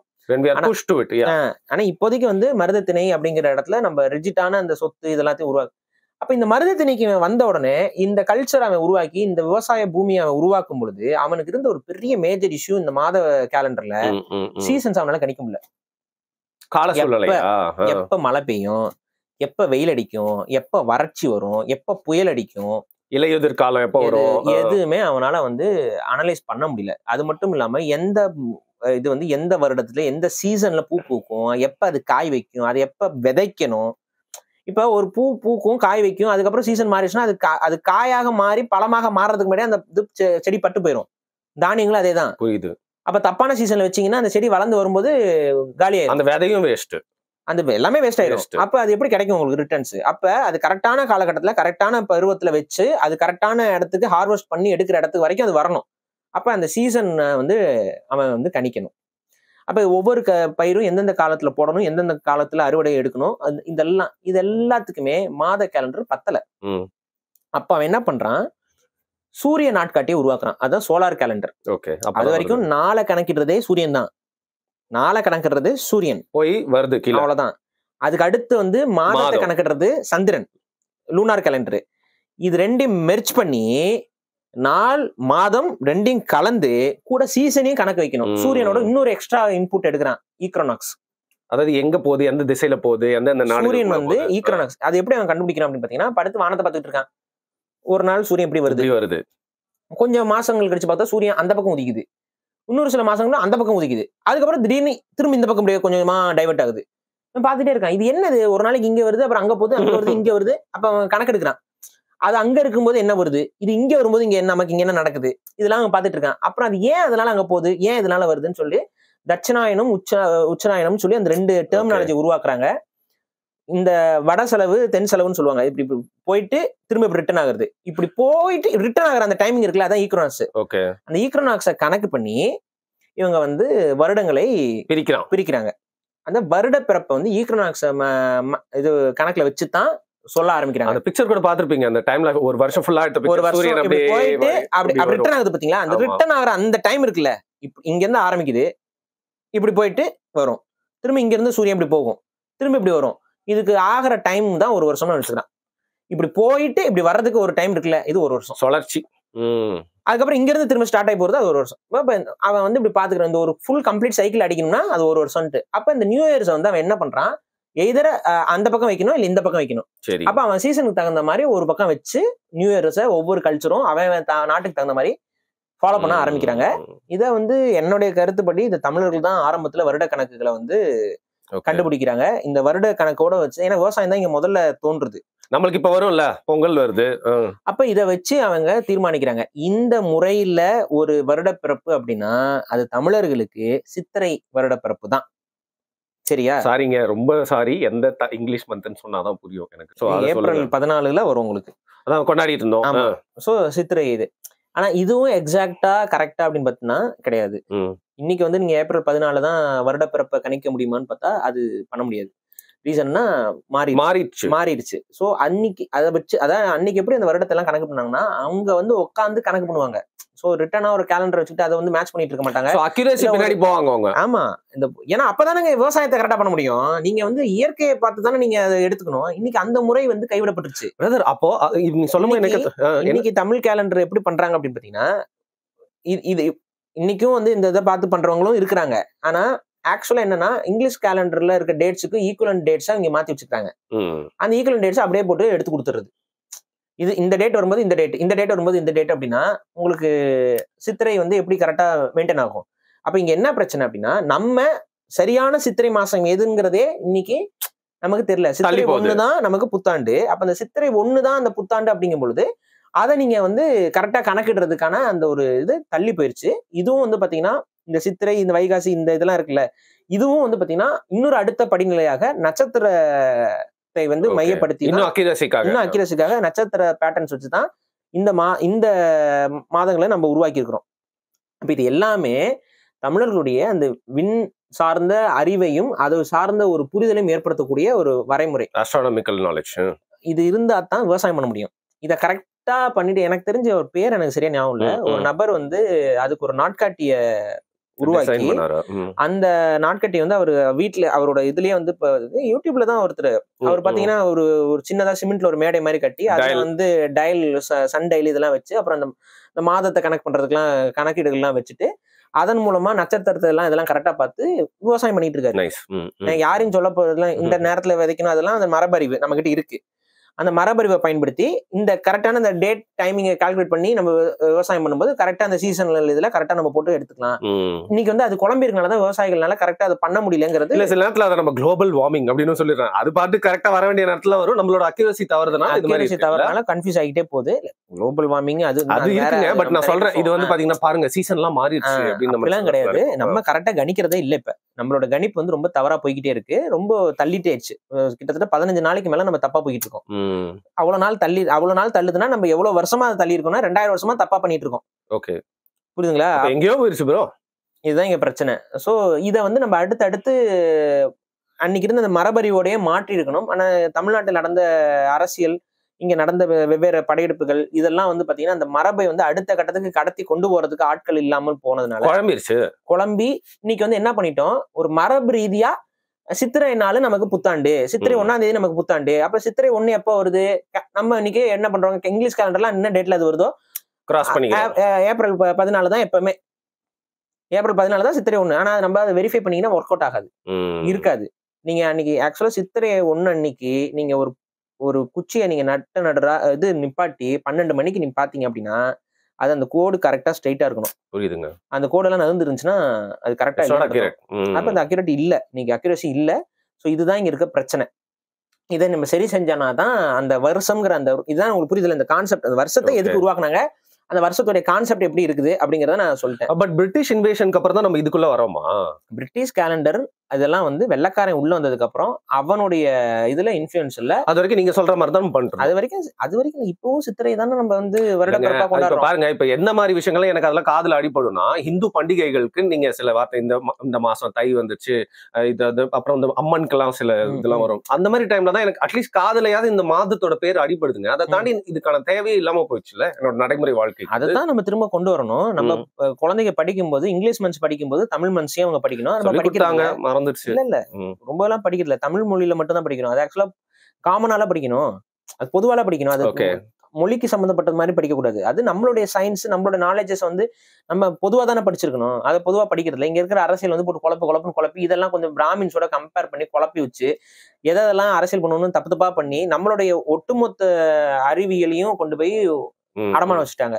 அப்ப இது எல்லாம் தான் வந்து தமிழர்கள் வந்து நீங்க சொல்லுவாங்களே, நீங்க நிறைய பேர் ஒரு பேசிக்கா ஒண்ணு சொல்லுவாங்க, தமிழன் சொல்ற ஹெலிகாப்டர் கண்டுபிடிச்சியா, மின்சாரம் கண்டுபிடிச்சியா, எதாவது கண்டுபிடிச்சிங்களா, எல்லாத்தையும் பயன்படுத்துற, நாங்க சோற கண்டுபிடிச்சிருக்கோம், சாப்பிடாத நீ. இப்ப அறிவியல்ங்கிறது ஆக்சுவலா பொதுவானது. அது கூட தெரியாத முட்டாளுங்க தான் இந்த கேள்வி எல்லாம் கேட்பாங்க. கண்டுபிடிப்புன்றது ஹியூமன் கைண்ட். ஆமா, கண்டுபிடிப்புங்களும் ஹியூமன் கைண்டுக்கான ஒரு விஷயம். அப்படி இருக்கும்போது நான் சரி ஓகே, நாங்க தான் கப்பல் முதல்ல கண்டுபிடிச்சோம், அதெல்லாம் பயன்படுத்தாத. உனக்கு முன்னாடி நாங்க பாய்மர கப்பல்ல போயிட்டு இருந்தோம்டா. வா ஹிஸ்டரி எடுத்து பாரு. உன்னோட பாய்மர கப்பல்லாம் நீ தயாரிக்கிறதுக்கு முன்னாடி நாங்க மெட்டலர்ஜில உனக்கு நாங்க இது இரும்பு எதுவுமே பயன்படுத்தாத. இரும்பு முதல்ல கண்டுபிடிச்சவன் தமிழன் தான், காப்பரை முதல்ல கண்டுபிடிச்சவன் தமிழன் தான். ப்ரூஃப் இருக்கு. இன்னொரு கொடுமை எல்லாம் இருக்கு. நம்ம அறிவியல் ஆய்வு உலகம் எந்த அளவுக்கு இருக்குது அப்படின்னா, இதை நம்ம தமிழ் ஆய்வாளர்கள் தான் எடுத்து சொல்லிட்டு இருக்காங்க. காப்பர் ஏஜ்னு ஒண்ணு சொல்லுவாங்க. ஆமா, பிரான்ஸ் ஏஜ், காப்பர் ஏஜ், லொட்டுலோஸ்க்குன்னு சொல்லி இந்த காப்பர் ஏஜை கொண்டு வந்து அயனேஜுக்கு, அதாவது என்னன்னா அயனேஜ் வந்து பின்னாடி போட்டிருப்பாங்க, காப்பர் ஏஜுக்கு முன்னாடி போட்டிருப்பாங்க. இது இன்னைக்கு வரைக்கும் ஒரு பெரிய மிஸ்கன்செப்ஷன். இது ரீசன் என்ன அப்படின்னா, அவங்களுக்கு வந்து பாத்தீங்கன்னா பழங்கால பொருட்கள் நிறைய கிடைக்குது. அதுல வந்து பாத்தீங்கன்னா ரொம்ப பழமையான பொருள்லாம் காப்பர்ல கிடைக்குது. கொஞ்சம் இரும்புல கிடைக்கிறதுலாம் கொஞ்சம் புதுசான பொருள் தான் கிடைக்குது. அதாவது வந்து 500 வருஷம் 600 வருஷத்துக்கு இரும்பு கிடைக்குது. அதுக்கு முந்தைய வருஷம் எல்லாம் போகும்போது காப்பர் மட்டும் தான் உங்களுக்கு கிடைக்குது. அப்ப இவங்க என்ன நினைச்சுக்கிறாங்க, அப்ப இரும்பு பயன்படுத்தலன்னு நினைச்சுக்கிறாங்க, நம்ம கிட்ட இருந்ததுல போல அப்படின்னு. அப்ப என்ன அயனேஜ் தூக்கி பின்னாடி போட்டாங்க, காப்பர் ஏஜ் தூக்கி முன்னாடி போட்டாங்க. அப்புறம் தமிழ் ஆய்வாளர்கள்லாம் வந்து பார்த்துட்டு தான் என்ன சொல்றாங்க, அட லூசு பயலுகளா, அயன் ரஸ்ட்ரா, அயன் வந்து அதுக்கு ஒரு லைஃப் ஸ்பேன் இருக்குடா, அது துரு பிடிக்கும்டா. அப்ப அயன் முன்னாடியே அவன் கண்டுபிடிச்சிருந்தாலும், இரும்பு அவன் முன்னாடியே உருக்கி வச்சு பயன்படுத்திருந்தாலும், அது 1000 வருஷத்துக்கு முன்னாடி போகும்போது அந்த இரும்பு வந்து கொஞ்சம் கொஞ்சமா துருவாய் மண்ணோட மண்ணா மக்கி போயிடும். காப்பர் வந்து அந்த பிரச்சனை இல்ல, அதிகமா அவ்வளவு சீக்கிரம் டீக்ரேட் ஆகாது. அதனால காப்பர் வந்து பழைய பொருள்லாம் நிறைய கிடைக்குது. இரும்புல பழைய பொருள்லாம் துருப்பிடிச்சு போறதுனால கிடைக்கிறது இல்ல, மண்ணுக்கல் கூட கலந்துது. அதனால காப்பரேஜ் முன்னாடி இருந்துச்சு, காப்பர் தான் மனுஷன் முதல்ல கண்டுபிடிச்சான், இரும்பு பின்னாடி தான் கண்டுபிடிச்சான்னு ஒரு தப்பான ஒரு கால்குலேஷன் பண்றீங்கன்னு தமிழ் ஆய்வாளர்கள் தான் சொல்லிட்டு இருக்காங்க. இன்னும் வெஸ்டர்ன் ஆய்வாளர்களுக்கு அது காதலே வாங்கிக்காத மாதிரி நடந்து போயிட்டு இருக்காங்க. ஏன்னா இவ்வளவு முட்டாள்தனமா இருந்திருக்குமாங்கிறத சொல்லி, அதனால அதை ஒத்துக்க மாட்டாங்க. அப்படி அதை பத்தியே நாங்க பேசல, இக்னோர் பண்ணிட்டு கலந்து போயிட்டு இருக்காங்க எல்லாம். அப்ப அதுவே தப்புங்க. நமக்குலாம் வந்து காப்பரேஜ் ஃபர்ஸ்ட் வந்துச்சு, அயனேஜ் எல்லாம் அப்படிலாம் சொல்லக்கூடாது. நமக்கு அயனேஜ் முன்னாடியே வந்துருச்சு. நம்ம தான் இரும்பு தான் ரொம்ப வருஷமா கண்டுபிடிச்சு பயன்படுத்திட்டு இருக்கோமே. இரும்பு, ஸ்டீல், இதெல்லாம் நம்ம ஃபோர்ஜ் பண்ணி யூரோப்க்குலாம் வந்து இது பண்ணிருக்கோம், எல்லாம் சேல்ஸ் எல்லாம் பண்ணிட்டு இருந்திருக்கோம். நம்மளுடைய காலம் வந்து ரொம்ப முன்னாடி போகுது. ரெண்டாவது அந்த மேனுஃபேக்சரிங்லயே இரும்பு எடுக்கிறது ஈஸி காப்பரை விட, புரியுதுங்களா? அயன் ஓர்ல இருந்து அயனை பிரிச்சு எடுக்கிற ப்ராசஸ் ஈஸி. அதை தான் முதல்ல அவன் கண்டுபிடிச்சிருக்கணும். ஸோ இது அதுக்கு முன்னாடி அவன் தங்கத்தை கண்டுபிடிச்சிருக்கணும். கோல்டு தான் வந்து அவன் ஆரம்பத்திலேயே கண்டுபிடிச்சிருக்கணும். ஏன்னா கோல்டு வந்து அதோடைய நேச்சுரல் ஃபார்ம்லேயே கிடைக்கும். ஓகே, நேச்சுரலாவே கோல்டு வந்து கோல்டா தான் கிடைக்கும். நீங்க அதை உருக்குனீங்கன்னா கோல்டு, மோல்ட் பண்ணிட்டீங்கன்னா அவ்வளவுதான். அது நீங்க வந்து எந்த ப்ராசஸும் கெமிக்கல் ப்ராசஸும் பண்ணாமே எதுவுமே பண்ண தெரியல. அதனாலதான் கோல்டு ஃபர்ஸ்ட், புரியுதுங்களா? அதுக்கு அடுத்து தான் மித்த மெட்டல்லாம் வருது. அப்ப நம்ம இந்த அதான் சொல்றேன், தமிழர்களுடைய பார்வையிலிருந்தும் தமிழர்களுடைய வரலாற்றை வந்து இக்னோர் பண்ணிட்டோம். நீங்க ஹியூமன் வரலாறை வந்து மனித வரலாற்றை உங்களால எழுத முடியாது. அப்படி எழுதுனீங்கன்னா அது ஒரு பிழையான வரலாறாகத்தான் இருக்கும். அது ஒரு மாதிரி அங்கொன்னு இங்கொன்னு தொட்டு வச்சு ஜிக்ஸா பசில் அது மாதிரி கிடக்கும். இன்னைக்கு வரைக்கும் என்ன சொல்லுவான், அட்லாண்டா தெரியுமா, அட்லாண்டா மூழ்கி அங்கிருந்தா நாங்க வந்தோம் அப்படிமா. ஒவ்வொருத்தரும் ஒரு கதையை சொல்லிருப்பான். நீங்க இந்த படம் பார்த்திருப்பீங்க, 10,000 BCன்னு ஒரு படம் பார்த்திருப்பீங்க. அந்த படத்துல வந்து பாத்தீங்கன்னா என்ன சொல்லுவான், ஒரு நிலப்பகுதியில இருந்து மூழ்கி இங்க கடவுள்கள் வந்து அதாவது தண்ணியில பறக்கக்கூடிய இதுல வந்து கடல், அதான் கப்பல்ல வந்து இறங்குனாங்க இங்க அப்படின்னு சொல்லி ஒரு கதை இருக்கும். அங்க வந்து எகிப்துல வந்து பெரிய சாம்ராஜ்யத்தை உருவாக்கி அப்புறம் மம்மோத்து எல்லாம் சுத்திட்டு இருக்கும். அந்த படத்துல இருக்க மெயின் ஸ்டோரி என்ன, ஒரு பெரிய நிலப்பரப்புல இருந்து கடல் மூழ்கி அங்கிருந்து ஒரு லீடர்கள், ஒரு பெரும் லீடர்ஸ் வந்து ஒரு பெரிய சிவிலைசேஷன் உருவாக்கிட்டு இருப்பாங்க. அந்த சிவிலைசேஷன்ல இவங்களை அடிமையா எடுத்துட்டு வருவாங்க. இதுதான் அந்த கதை. அப்ப அந்த கடவுள்கள் எல்லாம் விரட்டுறோம்னா மீனிங் என்னன்னா, அந்த கடல் சீற்றத்தால ஒரு நிலப்பரப்பு மூழ்கப்பட்டதுங்கிறத கதை உலகம் முழுக்க இருக்கு. ஆனா எல்லாம் அங்க இருந்து நாங்க வந்தோம்னு சொல்லுவான். ஆனா நம்ம மட்டும்தான் நாங்க அதுல அழிஞ்சோம்னு சொல்றோம். ஏற்கனவே இருந்தவங்க நாங்க தான் அழிஞ்சோம்னு சொல்றோம். அதனாலதான் வந்து நம்ம அந்த இதுதான் சொல்றாங்க, தமிழர் வரலாறுல இந்த குமரிக்கண்டம் இன்னைக்கும் கூட வந்து குமரிக்கண்டம்ங்கிறது ஃபேக், அப்படி ஒரு விஷயம் இருக்கிறதுக்கு வாய்ப்பு கிடையாது. இல்ல லொல்லன்னு பேசிக்கிட்டு தான் இருப்பான். ஏன்னா அவனுக்கு வந்து தமிழர் வரலாற்றை மீட்டெடுக்கணுங்கிற எண்ணமோ ஆர்வமோ ஒன்றும் கிடையாது. இன்னைக்கு உலகம் ஒவ்வொரு முறையும் புது புது விஷயங்களை கத்து கொடுத்துட்டு இருக்கு. நம்ம வந்து குமரி கண்டம்ங்கிற கோட்பாடே கிடையாது. இது நடுவுல வந்து குழப்பிட்டு போயிட்டாங்க. ஓகே, பெரிய கான்டினென்ட் ஒண்ணு வரலாறுல வந்து குமரி கோடு தாங்க இருக்கு. கோடுனா மலைன்னு அர்த்தங்க. இந்த குமரி மலை தொடர்ச்சின்னு ஒண்ணு இருந்திருக்கு. அப்ப தமிழ்நாடு ஸ்ரீலங்கா ஒன்னா இருந்திருக்கும். அந்த ஸ்ரீலங்காக்கு இன்னும் கொஞ்சம் கீழே வரைக்கும் ஒரு மலை தொடர்ச்சி பெருசா போயிருக்கும். எக்ஸ்டென்ஷன் ஆஃப் லேண்ட் இருந்திருக்கும்ன்றீங்க. ஆமா, ஒரு மலை தொடர்ச்சி அப்படியே கீழே இறங்கி போயிருக்கலாம். அந்த இன்னும் இந்தியாவோட இந்த தென்பகுதி வந்து இன்னும் கொஞ்சம் கீழே இறங்கி இருக்கலாம். சோ இதுதான் குமரி. நீங்க குமரி கண்டம்னு சொல்லக்கூடாது, அது குமரி கோடு அப்படிங்கிற அந்த இது அதுதான். அத குமரி கோடுங்கிறத நடுவுல வந்து இந்த தியோசபிக்கல் சொசைட்டிக்காரங்க கிறுக்கனுக்கு உள்ள வந்து என்ன பண்ணாங்க, லெமுரியா கண்டம்னு மாத்தினாங்க. இது இந்த மாதிரி நிறைய குழப்பம் பண்ணி வச்சுட்டாங்க. அந்த குழப்பத்துல மாட்டிட்டு தான் இன்னைக்கு நம்ம அவதிப்பட்டு இருக்கோம். அப்ப அந்த லெமுரியா கண்டம்னு சொல்லும் பொழுது அதுக்கு பிறக்க தியரி வேற. லெமூர் அப்படின்னா இந்த இதுல இருக்குமே மடகாஸ்கர் படத்துல வரும். லெமூர்ஸ்ங்கிறது தேவாங்கு நம்ம சொல்றோம். தேவாங்கு, அந்த தேவாங்க வந்து இங்க இருக்க ஒரு ஆய்வாளர் என்ன பண்ண இந்த நிலங்கள் பற்றி ஆய்வு செய்யறவர் என்ன பாக்குறாரு, மடகாஸ்கரை பாக்குறாரு, அங்க தேவாங்க இருக்கு. தென்னிந்தியாவை பாக்குறாரு, தேவாங்க இருக்கு. ஆஸ்திரேலியா பாக்குறாரு, அங்க ஒரு தேவாங்க இருக்கு. அவர் என்ன பாக்குறாரு, இது எல்லாமே தேவாங்கு. இந்த தேவாங்கு இங்க மட்டும்தான் இருக்கு. அப்ப இந்த இதுகளுக்கு நீந்த தெரியாது, தேவாங்குக்கு நீந்த தெரியாது. அப்ப இந்த லேண்டுக்கும் இந்த இதுக்கு நீந்த முடியாத இந்த உயிரினம் எப்படி பரவி இருக்க முடியும்? சோ இது இங்க எல்லாமே கனெக்டடா ஒரு கண்டம் இருந்திருக்கு. அப்ப இது எல்லாம் ஏதோ ஒரு காலத்துல ஒரே நிலப்பரப்பா இருந்திருக்கும். அப்ப இதுக்கு நடுவுல ஒரு பெரிய நிலப்பரப்பு இதை கனெக்ட் பண்ணிருக்குங்கிற ஒரு தியரியை அவர் முன் வைக்கிறாரு. அந்த தியரிக்கு லெமூர் வச்சுதானே இதை கண்டுபிடிச்சாரு. அதனால அவர் லெமூரியான்னு பேர் வைக்கிறார். இது அவர் சொன்ன கதை. இது கதை இல்ல, இது வந்து தியரி, அவரோட தியரி. இந்த தியரிக்கு சில உண்மைகளும் இருக்கு. நான் அதை நம்ம ரொம்ப டீட்டெயிலா பேச போனா, இந்த தியரி அவர் வைக்கும் பொழுது இந்த தியோசபிக்கல் சொசைட்டி கிறுக்கனுங்க, இவங்க ஒரு பைத்தியக்கார கூட்டம். தியோசபிக்கல் சொசைட்டி அவங்களும் குழம்பிட்டு உலகத்தையும் அந்த தியோசபிக்கல் கிறுக்கனுங்க என்ன பண்றாங்க, அவங்களுக்கு ஒரு தியரி இருக்கு. இந்த மனித இனம் உருவாவதற்கு முன்பு, அதாவது என்ன கான்செப்ட், இன்னைக்கு வந்து நம்ம மேமல்ஸ், பாலூட்டி இனம், சரி, ஆர்கியாலஜிக்கல் எவிடன்ஸ்லாம் நீங்க எடுத்து பாத்தீங்கன்னா நமக்கு முந்தைய வந்து டைனோசர் பள்ளி இனங்கள், ரெப்டைல்ஸ், கோல்டு பிளட்டடும் அதுக்கப்புறம் வந்து வார்ம் பிளட்டடாக இந்த பறவை இனங்களாக இருக்கிறது தான் டைனோசர்ஸ். அப்ப இந்த டைனோசர் மாதிரியான உயிரினங்களும் இதெல்லாம் இருந்திருக்குது. இந்த உயிரினங்கள்லாம் அழிஞ்சிட்டு பாலூட்டி உயிரினங்கள் இவங்களோட கதைப்படி என்ன அப்படின்னா, இந்த உயிரினங்கள்ல ஒரு இன்டெலிஜென்ட் ஸ்பீஷிஸ கடவுள் உருவாக்குறாப்ல. ஓகேவா? அவங்க பேர் தான் நாகாஸ். இருங்க நான் வரேன். இந்த நாகாஸ் அவங்க தான் நாகாஸ். அவங்க கல்ச்சர் வந்து பயங்கரம் ஸ்ப்ரெட் ஆகுது. அவங்க எல்லாம் டேலண்டடா இருக்காங்க. ஆனா இந்த நாகாஸ் வந்து ரொம்ப இதா இருக்கனால, அவங்க ரொம்ப தப்பா இருக்கனால ஏதோ ஒரு செலஸ்டியல் வார் நடக்குது. அந்த வார்ல வந்து அவங்க தோத்துறாங்க, அவங்க அழிக்கப்படுறாங்க. அங்க ஒரு எக்ஸ்டென்ஷன் ஈவெண்ட் நடக்குது. ஸோ அந்த எக்ஸ்டென்ஷன் ஈவெண்ட்ல எல்லாரும் அழிஞ்சதுக்கு அப்புறம் இந்த நாகாஸோட டிஎன்ஏவையும் இங்க இருந்த மேமல்ஸோட டிஎன்ஏவையும் எடுத்து உருவாக்குறது தான் மனுஷன். நமக்குள்ள பள்ளி இருக்குது அப்படின்னு சொல்லி இதுல இந்த நாகாஸ் இருக்காங்க பாத்தீங்களா, இந்த நாகாஸே இன்னும் உயிரோடு இருக்காங்க. அவங்க எல்லாம் இன்னும் மறைமுகமா நம்மள ரூல் பண்ணிட்டு இருக்காங்கிற ஒரு முட்டாள்தனமான தியரியை வந்து தியோசபிக்கல் சொசைட்டி முன் வச்சுது. சீரியஸ்லி அந்த டைம்ல இந்த கூத்தெல்லாம் பண்ணிட்டு இருந்தாங்க. இந்த கூத்த சொல்லி இந்த தியரிய இந்த லெமூர் கண்டவங்கிற அவர் ஒரு ஆய்வாளர் பாவம் அவரோட இதோட கொண்டு வந்து, ஆமாங்க இந்த லெமூரியா கண்டத்துல தாங்க அந்த நாகாஸ் வாழ்ந்தாங்க. ரீசன் என்னன்னா, தமிழ்நாட்டுல இருக்கவங்கலாம் பாத்தீங்கன்னா நாகர்கள்னு ஒரு இனத்தை பத்தி பேசுறாங்க. இந்த நாகர்கள் யாருன்னா நம்ம தான் அது. ஏன்னா நம்ம நாக்கை பயன்படுத்தி பேசுறதுனால நம்ம நாகர்கள். இந்த நாகர்களாக நம்ம இருந்தவங்க எல்லாம் இந்தியா முழுக்க பரவி இருந்தோம். அப்புறம் நம்ம தானே எல்லாம் ஆரிய இதெல்லாம் வந்து குழம்பிதாகுது. அது இன்னைக்கு அதனாலதான் நாகாலாண்ட் எல்லாம் இருக்கு. சோ நாகாலாண்ட் அப்படின்னா நாகங்கள் வாழ லேண்டு கிடையாது, அந்த மக்கள் பேரே நாகாஸ். அது அவங்களுடைய பூமிங்கிறது தான் நாகாலாண்டுன்னு பேரு. இங்க வந்து பாத்தீங்கன்னா நம்ம தான் நாகர்களாக இருந்தவங்க. நாகர்கள் தான் இந்த மொழிக்கு நம்ம பேர்லாம் கரெக்டா தமிழ் மொழின்னு பேர் வைக்கும் பொழுது நம்ம என்ன பண்றோம், தமிழர்கள்னு சொல்லி அடையாளப்படுத்திக்கிறோம். அதுக்கு முன்பு நமக்கு இருந்த அடையாளம் தான் நாகர்கள் அடையாளம். சோ இந்த நாகருங்கிற அடையாளம் நம்ம இதாகிறோம். நம்ம முன்னோர்களை வழிபடுறதுக்கு நம்ம ஆல்ரெடி வந்து சர்பண்ட் இதெல்லாத்தையும் வழிபடுற மரபு இருக்கு. அதுக்கு குண்டலினி யோகம், லோட்டலோஸ்க்கு இதெல்லாம் காரணம். இவங்க எல்லாம் வந்து பாக்குறாங்க, இவங்களுக்கு ஒரு இளவும் தெரியாது. இந்த வெள்ளைக்காரனை பொறுத்த வரைக்கும் என்னன்னா, அவனுக்கு ஒன்னும் தெரியலனாலும் தெரிஞ்ச மாதிரியே பேசிடுவான். அதுக்கு ஒரு மீனிங் எல்லாம் அவனுக்கு தெரிஞ்ச மாதிரி, அவனுக்கு புரிஞ்ச மாதிரி எதாவது அடிச்சுட்டு போயிடுவான். எப்பவுமே இதான் பண்ணுவாங்க. நீங்க எந்த வெள்ளைக்காரன் வேணா கூட்டு வந்து கேளுங்க, அவனுக்கு தெரியலன்னு சொல்ல மாட்டான், என்னன்னு கேட்க மாட்டான். அவனுக்கு என்னவோ அதுதான், ஓ இதுக்காகவா அது, அதுக்காகவா இதுன்னு போயிடுவான். அப்ப வந்து பாக்குறான், பார்த்தோன்னே இங்க வந்து மக்கள் பாம்பை வழிபடுறாங்க, நாகாசுங்கிறத ஒரு ஏன்ஷியன்ட் ரேஸை பத்தி பேசுறாங்க. அப்ப இவங்களுக்கு அதை தெரிஞ்சிருக்கு. அப்ப இந்த பகுதியில தான் வந்து அந்த நாகர்கள் இருந்திருப்பாங்க, அவங்க ஒரு ரெப்டிலியன் ஸ்பீசிஸ்ன்ட்டு. அப்புறம் கொஞ்சம் புராணத்தை புரட்டி பார்க்கறான்.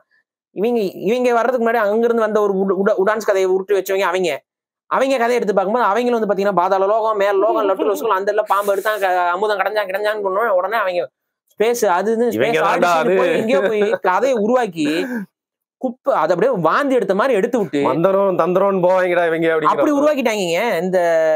இந்த லெமுரியா கண்டம், அதுல வந்து நாகர்கள் வாழ்ந்தாங்க, அவங்க முட்டை போட்டாங்க, இதெல்லாம் போட்டு உருவாக்கி விட்டான். நம்ம தமிழ் ஆய்வாளர்கள் லெமுரியான்னு நல்லா பெருமையா பேசுறாங்களேன்னு இதை முழுசா புரிஞ்சுக்காம இவங்க என்னென்ன கூத்தெல்லாம் வச்சிருக்காங்கன்னு தெரியாம, ஆமாங்க அந்த லெமுரியா கண்டமும் குமரி கண்டமும் ஒண்ணுதாங்கன்னு சொல்லிட்டு அங்கதான் இந்த லெமுரியா கண்டம்ங்கிற கான்செப்டும் குமரி கோடுன்னு சங்க இலக்கியத்தில் இருக்கக்கூடிய அந்த மரபும் ஒன்னாகனது. ஒன்னாகி குமரி கண்டம்னு ஆயிடுச்சு. குமரி கண்டம் நான் ஒண்ணே இந்த லெமுரியா கண்டத்தை டிஸ்ப்ரூவ் பண்றவன் எல்லாம் குமரி கண்டத்தையும் டிஸ்ப்ரூவ் பண்றான். சோ அப்படி ஒரு மேட்டரே இல்ல. சோ அப்படி கிடையாது. குமரி கண்டம் என்பது அதாவது குமரி கோடுங்கிறது இருந்திருக்கு, அங்க ஒரு பெரிய அழிவு ஏற்பட்டிருக்கு, அதுல இருந்து மக்கள் தப்பிச்சு பொழைச்சு தான் இன்னைக்கு மிஞ்சினவங்க தான் நம்ம. அதுல இருந்து மிஞ்சிய மக்கள் தான் நம்மளா இருக்கிறோம். இந்த மேட்டு பகுதியில இருந்தவங்க மிஞ்சிடுவாங்க, பள்ள பகுதியில இருந்தவங்க அடிச்சுட்டு போகப்பட்டிருப்பாங்க. அந்த அடிச்சுட்டு போனவங்களை நம்ம தென்புலத்தார் அப்படின்னு சொல்லி நம்ம வழிபட ஆரம்பிச்சோம். அந்த தென்புலத்தார் வழிபாடு தான் ஆங்கிலத்துல டெம்பிள். அந்த தென்புலத்தாருடைய கல்ச்சரை நாங்க ஃபாலோ பண்றோம்னு சொல்ற கூட்டம் தான் டெம்ப்ளார்ஸ், நைட் டெம்ப்ளார்ஸ். அவங்க அதனாலதான் அந்த மரபு நாங்க அங்க இருந்து அப்படின்னு இங்க இருந்து கல்ச்சர் எல்லாத்தையும் எடுத்து அவன் நைட் டெம்ப்ளார்னு உருவாக்கி போயிட்டு இருக்காங்க தப்பா டெம்பிள். ஸோ இதெல்லாம் ஸோ இது எதுக்கு நான் சொல்றேன்னா, இந்த மாதிரி நம்ம தமிழர்களுடைய வரலாற்றை வந்து கனெக்டடா தான் எல்லா உலக வரலாறும் வந்து இருக்கு. இது எல்லாத்தையுமே நம்ம ஒரு அளவுக்கு தெரிஞ்சுக்கணும். அதுல இருக்கக்கூடிய உண்மைத்தன்மை இது எல்லாத்தையும் இன்னும் கொஞ்சம் ஆய்வு செஞ்சு பாருங்க. நம்மளோட ஹிஸ்டரி ரொம்ப டீப் ரூட்டட். இப்போ கூட சமீபத்துல பூம்புகாருடைய ஆய்வுகள் வெளியில வந்திருக்கு. நம்ம பேசிட்டு இருக்க டைம்ல 12,000 வருஷம் சொல்லிட்டான். என்ன சொல்ல போறீங்க? சில பேருக்கு எரியுமே நேரம். பூம்புகாருக்குள்ள ஸ்ட்ரக்சர்ஸ் இருக்கு, வீடுகள் இருந்திருக்கு, மாடிகள் இருந்திருக்குது, கோயில்கள் இருந்திருக்குது. எல்லாமே கீழே வந்து ஸ்கேன் பண்ணி எடுத்தது ரிப்போர்ட்ஸ் வந்து இன்னைக்கு சப்மிட் பண்ணி பேசிக்கிட்டு இருக்காங்க. நம்ம மதன் கௌரி கூட வீடியோ போட்டிருக்காரு, போய் பாருங்க. நான் ஏன் பார்க்கணும்? இல்ல நாங்க இப்ப ஏதாவது படிச்சு தெரிஞ்சுக்கிறேங்க. இல்ல அவரும் பேசியிருக்காரு. என்னதான் இருந்தாலும் தமிழர் தானே, அவருக்கு கொஞ்சம் உணர்வு இருக்கும்ல, அதை கொஞ்சம் பேசி விட்டு போட்டாரு. இப்ப என்ன சொல்றேன்னா, அப்ப இந்த வரலாறு இருக்குல்ல, இந்த வரலாறை நம்ம அப்படி ரொம்ப அசால்ட்டா நம்மளுடைய இன்னொன்னு, இந்த வரலாறு ஏன் நம்ம தெரிஞ்சுக்கணுங்கிறதுக்கு பின்னாடி ஒரு விஷயம் இருக்கு. இதை தெரிஞ்சுக்காம இருக்க நம்மளுடைய அந்த ரியல் ஐடென்டிட்டியை நம்ம இழக்கிறோம். அப்படி இழக்கிறதுனாலதான் எவனோ ஒருத்தன் கொண்டு வந்து நம்மளை அடிமைப்படுத்தினோட நியூ இயரை நம்மளுடைய ஒரு செலிப்ரேஷன் டேவை நம்ம கொண்டாடிட்டு நம்ம உண்மையாகவே கொண்டாடிட்டு இருந்த வருடப்பிறப்பாக அதுக்கு பின்னாடி அறிவியல் காரணங்கள் இருக்கு. அந்த வருடப்பிறப்பை அப்படியே தூக்கி ஓரம் போட்டு இது பண்றோம். ரெண்டாவது, நம்ம வருடப்பிறப்பை எப்படி கொண்டாடுவோம்? காலையில எந்திரிப்போம். நமக்கு வந்து பாத்தீங்கன்னா அன்னைக்கு பார்க்கக்கூடிய எல்லாமே சரியான விஷயங்களா இருக்கணும் அப்படிங்கிறதுக்காக இல்ல இன்னொன்னு கவனிச்சிங்கன்னா ஒரு கண்ணாடி வைப்பாங்க. அதுக்கு மீனிங் என்ன? ஊமஞ்ச பாருன்னா உங்களுக்கு நீங்க பார்க்கக்கூடிய முகம் உங்களுடைய முகமா இருக்கணும். இதை விட ஒரு நல்ல விஷயங்களை பார்க்கணும். அதனாலதான் பழங்கள் இருக்கும், பணம் வச்சிருப்பாங்க, நகை வச்சிருப்பாங்க, மங்களகரமான விஷயம் பூ வச்சிருப்பாங்க, இதெல்லாம் வச்சு ஒரு தட்டு ரெடி பண்ணுவாங்க, சாமி படங்கள் வச்சிருப்பாங்க, கூட ஒரு கண்ணாடி வச்சிருப்பாங்க. இந்த கண்ணாடியில இந்த மங்களகரமான விஷயத்துல நீயும் ஒரு மங்களகரமானவன், நீயும் ஒரு பாசிட்டிவ்னஸ், இதையும் பார்த்து ஒன்ன பார்த்தே நீ எந்திரி, இப்படி வருடத்தை தொடங்கு. ஸோ வருடத்தை நம்ம இப்படி தொடங்குறோம். அடுத்து நம்ம என்ன பண்ணுவோம்? புத்தாடைகள் உடுத்துவோம், புது ஆடை உடுத்திட்டு கோயிலுக்கு போவோம். நம்ம குடும்பம் இருக்கணும், நல்லா இருக்கணும், ஊர் நல்லா இருக்கணும், எல்லாம் நல்லா இருக்கணும், இயற்கை நல்லா இருக்கணும், எல்லாத்தையும் வேண்டிட்டு நம்ம வீட்டுக்கு வருவோம். ஸோ இது இப்படி வந்து அப்புறம் வந்து வீட்டுல வந்து நல்ல இனிப்பு பண்டங்கள் ஏதாவது செஞ்சிருப்பாங்க, விருந்து செஞ்சிருப்பாங்க, அதெல்லாம் நல்லா சாப்பிட்டு வயிறார சாப்பிட்டு அன்றைய நாளை வந்து ரொம்ப மகிழ்ச்சிகரமாக தொடங்கி அந்த இயர்க்குள்ள போவோம். இதுதான். அப்படியே இன்னைக்கு இருக்கக்கூடிய இங்கிலீஷ் நியூ இயரை பாரு. இந்த 1ஆம் தேதி நீயே போய் பாரு, உன் மூஞ்சி உன்னால பார்க்க முடியுமா? அதுல குடிச்சிட்டு இருப்ப, கூத்தடிச்சிட்டு இருப்ப, பைக்ல வீலிங் பண்ணிட்டு போவ, ஹாப்பி நியூ இயர்னு சொல்லிட்டு பீரை வச்சு அடிச்சுட்டு போவ, ஊரங்க எடுத்து நீயும் கெட்டு. ரொம்ப அபியூசிவ்லாம் நிறைய நடக்கக்கூடிய ரொம்ப அந்த அபியூஸ்ல மாற்ற பெண்களும் சரி ஆண்களும் சரி. இப்ப எல்லாம் ஆண்களும் மாற்றாங்க, பாவம் வானவில் தோழர்கள் எல்லா பக்கமும் பரவிட்டார்கள். இப்ப எல்லாம் அபியூஸ்ல எல்லாம் எல்லாருக்கும் நடக்கும். அதெல்லாம் கூட்டத்தில் நெரிசல் எல்லாம் போகாதீங்கப்பா, சிக்கல்ல சிக்கிடுவீங்க. நீங்க அபியூஸ் பண்ணணும்னு நினைச்சிட்டு போனாலும் உங்களை ஒருத்தன் அபியூஸ் பண்ணிட்டு போயிட்டே இருப்பான், புரியுதா? ஸோ அதெல்லாம் புரிஞ்சுக்கோங்க. அப்ப இந்த மாதிரி வருடம் தொடங்குற நேரம் இன்னொன்னு என்னன்னா, நம்ம வந்து வருடப்பிறப்ப காலையில தான் பண்ணுவோம். காலையில தான் நமக்கு சூரியன் வந்ததுக்கு அப்புறம் தான் நம்ம வருடப்பிறப்ப தொடங்குவோம். நட்ட ராத்திரி 12 மணிக்கு சொல்ல மாட்டோம். இவங்க வந்து நட்ட ராத்திரி தான் ஆரம்பிப்பாங்க. 12 மணிக்கு நடுராத்திரி வந்து தொடங்கிருச்சுன்னு சொல்லிட்டு அன்னைக்கு ஃபுல்லா கூத்தடிக்கிறது, கும்மால் அடிக்கிறது, சரக்கு அடிக்கிறது, இது பண்றது. அந்த வருஷத்தையும் சேர்த்து கெடுக்கிறதுக்கும் அந்த வருஷ பிறப்புல இவங்க சொல்லுவாங்க நியூ இயர் இதெல்லாம் ரெசல்யூஷன். என்ன ரெசல்யூஷன் எடுக்க போற? குஷ்டு மட்டையாயிட்டு என்னடா ரெசல்யூஷன்? எல்லாருமே 2ஆம் தேதி தான் எந்திரிப்பானுங்க. அப்ப ஹியூமன்ஸோடைய அந்த மனிதர்களுடைய அந்த லைஃபே பர்பஸ் இல்லாத ஒரு நியூ இயரா தான் மாறி நிக்குது இன்னைக்கு இந்த new year. Tamil new year கேட்பாரட்டு கிடக்குது. ஆனா அதை பின்பற்றக்கூடியவர்கள் அதை ஒரு மங்களகரமா தான் பின்பற்றாங்க. சோ நான் எப்பவுமே வருட பிறப்புனா நான் வந்து சித்திரை இதைத்தான் நம்ம வந்து கருதுவோம். இதுல ஒரு அரசியல் இவங்களுக்குள்ள சித்திரையா தையா, சித்திரையா தையான்னு. ஆக்சுவலா ஒரு ரீசன் என்னன்னா, தை வேற ஒண்ணும் இல்ல. நான் சொன்ன பாத்தீங்களா லூனார் கேலண்டர். லூனார் கேலண்டருக்கான ஒரு வரையறை தான் தை. புரியுதுங்களா? அது லூனார் கேலண்டர்ல ஒரு வருஷத்தை கணிக்கிறதுக்குன்னா தையை தான் வைக்க முடியும். அங்க வச்சிருந்தாங்க. ஆனா அது வந்து கால ஓட்டத்துல அது சரியாக இல்ல. அதுக்கப்புறம் சித்திரையை வந்து தமிழர்களே 2000 வருஷம் முன்னாடியே உருவாக்கி வச்சுட்டாங்க. இவங்க இந்த டயலாமா இருக்குல்ல, இந்த டயலாமாவை பயன்படுத்திக்கிட்டு சித்திரையை வந்து எகென்ஸ்டா பேசிட்டு இந்த தமிழர் அறிவியல் எல்லாத்தையும் தூக்கி ஓரம் போட்டுட்டு அதை எடுத்து தாரவார்த்தை கொடுத்துறது. அதெல்லாம் வேற ஒண்ணு ஓடுதுங்க அப்படின்னா முடிஞ்சு போச்சு நம்மளோட ஒட்டுமொத்த அறிவியலே போயிடும். தமிழருக்கு ஒண்ணும் இல்லைன்னு ஆயிப்போம். சோ இந்த வேலை எல்லாத்தையும் பண்ணி விட்டு இன்னைக்கு வரைக்கும் சித்திரையை வந்து தமிழர்கள் தான் கொண்டாடி கொண்டிருக்கிறார்கள். நம்மளுடைய இந்த நகரத்தார் சமூகம்லாம் கணக்கு எழுதும் பொழுது சித்திரையில தான் எழுத ஆரம்பிப்பாங்க. அவங்க தானே பிசினஸ் கமிட்டி பிசினஸ் எப்ப ஸ்டார்ட் பண்ணுவாங்க? அவங்க நியூ இயர்ல தானே ஸ்டார்ட் பண்ணுவாங்க. ஸோ ரொம்ப லாஜிக்காவே இதுதான் கரெக்ட். இப்ப நியூ இயர் எப்பங்க வரும்? ஜனவரி தானே வரும். அதாவது வருஷத்தோட மாசத்துல தான் வரும். இப்ப நியூ இயர் சித்திரையில தானே தமிழுக்கும் வரணும். சித்திரை தானே மாதம். மாசத்துல சித்திரை முதல்லையா. ஆனா நியூ இயர் வந்து நடுவுல வரும்னா திராவிட இயக்கம் அந்த வேலையை பண்ணுது. தப்பா எத்தனையோ இதுல வந்து சித்திரையை முதன்மைப்படுத்தி தானே பாடல்கள் இருக்கு. அப்ப ஒரு நமக்கு ஐடென்டிட்டி இருக்கக்கூடாது, நமக்குன்னு ஒரு செலிப்ரேஷன் இருக்கக்கூடாது, நமக்குன்னு ஒரு அந்த இனம் சார்ந்த. ஏன்னா நியூ இயர் வந்து மதங்களுக்கு அப்பாற்பட்டதுல உலகமே ஒரு கொண்டாட்டம். நியூ இயர் வந்து ஒரு மதங்களுக்கு அப்பாற்பட்டது. அப்ப அந்த நியூ இயருக்கு தமிழ் நியூ இயர் ஒன்று இருக்கும். இப்ப நீங்க சைனீஸ் நியூ இயரை எல்லா சைனீஸும் கொண்டாடுவோம். இப்ப கொரியன் நியூ இயரை அவங்க எல்லா கொரியர்களும் கொண்டாடுவாங்க. ஆந்திரா தெலுங்கு நியூ இயர் இதெல்லாம் இருக்கு இல்லைங்க. இவங்க திராவிடர்களுக்குன்னு சொல்றதா இருந்தா நமக்கும் அவங்களுக்கு இப்ப ஒண்ணும் இல்ல. இவன் என்ன சொல்றான்? திராவிட இனம் நம்மளாம் ஒண்ணு, மலையாளிஸ் ஒண்ணு, ஆந்திராக்காரங்க ஒண்ணு, கர்நாடகாக்காரங்க ஒண்ணு. கர்நாடகாக்காரங்களுக்கு நியூ இயர் எப்போ வருது? சித்திரை மாசம் தான் வருது. ஆந்திராக்காரங்களுக்கு நியூ இயர் எப்போ வருது? சித்திரை மாசம் தான் வருது. மலையாளிஸ்க்கு எப்ப நியூ இயர் வருது? நம்ம இன்னைக்கு சித்திரை கொண்டாடுறோம், அவங்க ஒரு நாள் 2 நாள் தள்ளி கொண்டாடுவாங்க. நான் கேட்கிற கேள்வி, நியூ இயர் எல்லாம் இவங்களுக்கு எல்லாம் ஒன்னா வரும், தமிழருக்கு மட்டும் சம்மந்தம் இல்லாம வருமா? அப்ப புரியுதா இவங்களோட ஐடியாலஜி என்னன்னு? அப்ப இப்ப மட்டும் என்ன எல்லாம் ஒண்ணு அப்படின்னா எல்லாரும் பக்கத்துல தானே வரணும். மிஞ்சி போனா ஒரு டேட் 2 டேட் தள்ளி போறது வேற. அப்ப நோக்கம் என்னன்னு பாருங்க நீங்க. இங்க சரி இங்க வந்து சித்திரை அதான் நித்திரையில இருக்கும் தமிழா, சித்திரையில உன் புத்தாண்டுன்னு சொல்ல தெரிஞ்ச நீ நித்திரையில இருக்கும் தெலுங்கா, சித்திரையில உன் புத்தாண்டுன்னு அங்க போய் பேசிக்கணும்ல. அதாவது தெலுங்குல பேசிருக்கணும்ல, கன்னடத்துல பேசல இல்ல. அப்ப என்னன்னா அந்த நியூ இயர் கான்செப்டே தமிழர்கள் இல்லாம ஆக்கிட்டாங்க நீ. அப்ப நம்ம என்ன சொல்றோம்? நமக்கு நியூ இயர் அப்படின்னா சித்திரை தான். இந்த நியூ இயர் வந்து இங்கிலீஷ் காரனுடைய நியூ இயர். வெள்ளைக்காரனுடைய மேலாதிக்கத்தை ஏற்றுக்கொண்டவர்கள் தாராளமா கொண்டாடிக்கணும். கொண்டாட மட்டும் இல்லாம நம்ம அது ஒரு பிராக்டிகலா பார்த்தா இப்ப தப்பா கொண்டாடாதீங்க. போன்ல மாறிடும். அதுவே பேங்க்லயும் மாத்திடுவாங்க. அதோட ஒத்து வாழணும். அதுல மாற்று இல்ல. சோ நியூ இயர்னா விஷ் கொடுக்கறது பண்றது ஓகே. பட் இந்த நியூ இயர் செலிப்ரேஷன் கொண்டாடுற பத்தியா அதுக்கு கூசணும்னு நான் சொல்றேன். அந்த செலிப்ரேஷனுக்கு உனக்கு கூசணும். ஏன்னா நீ ஒரு அடிமையாக இருந்து கொண்டு ஒரு அடிமையாக உன்னிடம் திணிக்கப்பட்ட ஒரு விஷயத்த நீ எடுத்து கொண்டாடுறேன்னு புரிஞ்சுக்கோ. மட்டும் இல்லாம நீ சொல்ற நியூ இயர் நீ தர்தரமா குஷ்டு வந்து தொடங்குற காலையில ஏஞ்சோனே என்னடா அப்படிங்கிற மாதிரி முதல் நாளே இப்படியா அப்படிங்கிற மாதிரி இருக்கு. நிச்சயமா அதெல்லாம் செய்யாதீங்க.